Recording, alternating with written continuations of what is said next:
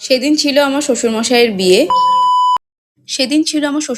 বিয়ে। তাই সেজেগুজে রেডি হয়ে গেছিলাম বরযাত্রী যাব বলে। শ্বশুরমশাইয়ের গাড়ি ছিল আলাদা আর বাস ছিল বাকি বরযাত্রীদের জন্য। ব্রত প্রথমবার বাসে চেপেছিল তাই ও খুব এক্সাইটেড ছিল। শ্বশুরমশাইয়ের বাড়ি থেকে শাশুড়ি মায়ের বাড়ি যেতে প্রায় ১ ঘন্টা মতো সময় লাগে। তাই যেতে যেতে ব্রত আর ব্রতর বাবা এক ঘুম দিয়েও নিল। ঘন্টাখানেক পরে আমরা পৌঁছে গেলাম বিয়ে বাড়ি। আর ওখানে গিয়ে সবার প্রথমে আমরা দেখা করলাম আমার শাশুড়ি মায়ের সাথে। মোটামুটি সবার হাতে একটা করে ট্রে ছিল, মানে তত্ত্ব ছিল, সেগুলোকে সবাই ভালো করে সাজিয়ে রাখলো।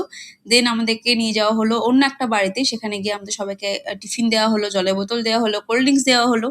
সেগুলো সব খেয়ে দিয়ে একটু গল্প গুজব করে আমরা চলে এলাম আবারও বিয়ে বাড়িতে। ওখানে গিয়ে সবার প্রথমে আমরা গেলাম বিয়ের জায়গায়। গিয়ে দেখলাম বিয়ে তখন সবে সবে বসেছে।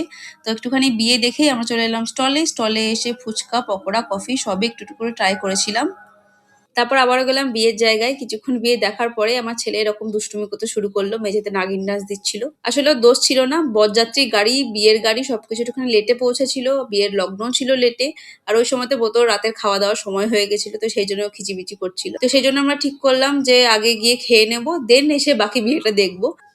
তো তারপর চলে গেলাম আমরা রাতে খাবার-দাবার খেতে। ওখানে গিয়ে খাওয়া-দাওয়া করে আবারও ফিরে এসে কিছুটা বিয়ে দেখলাম। মানে বাকি বিয়েটুকুনি দেখলাম। সিঁদুরদান থেকে শুরু করে সবকিছুই তখনও বাকি ছিল। তো বাকি বিয়েটা দেখলাম।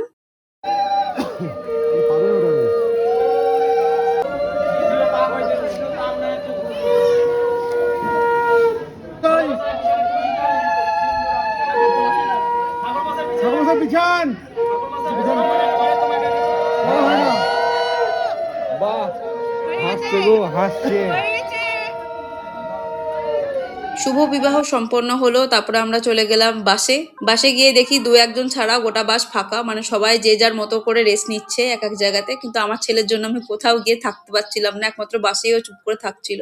চেষ্টা করছিলাম ছেলেকে ঘুম পাড়িয়ে দেওয়ার, কিন্তু ও কিছুতেই ঘুমোচ্ছিল না। তারপর রাত ১টার দিকে যখন বাস ছাড়লো তখন ব্রত একটুখানি ঘুমোলো। বাড়ি ফিরতে ফিরতে প্রায় ভোর ৩:৪টার মতো বেজে গেছিল। দেন চেঞ্জ করলাম, ফ্রেশ হলাম, তারপরে ঘুমিয়ে পড়লাম।